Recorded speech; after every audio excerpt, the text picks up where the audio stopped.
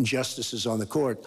I will say this, it will go back to the states, and the states will then make a determination.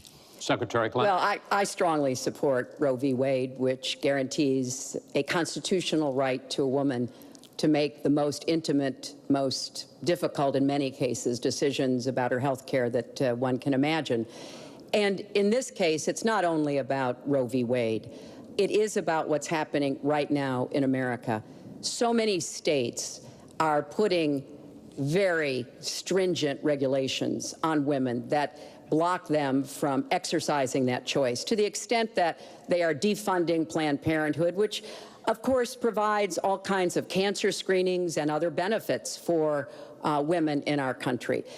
Donald has said he's in favor of defunding Planned Parenthood. He even supported shutting the government down to defund Planned Parenthood. I will defend Planned Parenthood.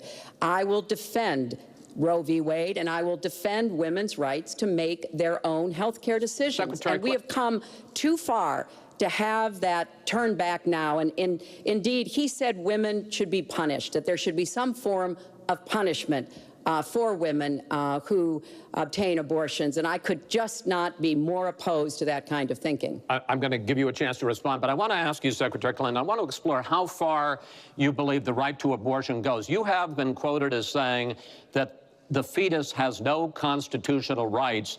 You also voted against a ban on late-term partial birth abortions. Why? Because Roe v. Wade very clearly sets out that there can be regulations on abortion so long as the life and the health of the mother are taken into account. And when I voted as a senator, I did not think that that was the case. The kinds of cases that fall at the end of pregnancy are often the most heartbreaking, painful decisions for families to make. I have met with women who, toward the end of their pregnancy, get the worst news one could get, that their health is in jeopardy if they continue to carry to term, or that something terrible has happened or just been discovered about the pregnancy. I do not think the United States government should be stepping in and making those most personal of decisions.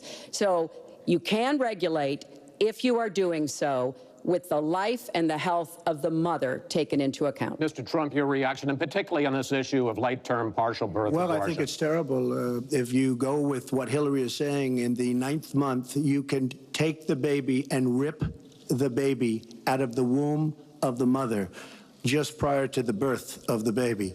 Now, you can say that that's okay, and Hillary can say that that's okay, but it's not okay with me. Because based on what she's saying and based on where she's going and where she's been, you can take the baby and rip the baby out of the womb in the 9th month on the final day. And that's not acceptable. Well, that is not what happens in these cases. And using that kind of scare rhetoric is just terribly unfortunate. You should meet with some of the women that I've met with, women I've known over the course of my life. This is one of the worst possible choices that any woman and her family has to make. And I do not believe the government should be making it. You know, I've had the great honor of traveling across the world on behalf of our country. I've been to countries where governments either forced women to have abortions like they used to do in China, or forced women to bear children like they used to do in Romania. And I can tell you the government has no business in the decisions that women make with their families in accordance with their faith, with medical advice, and I will stand up for that right. All right.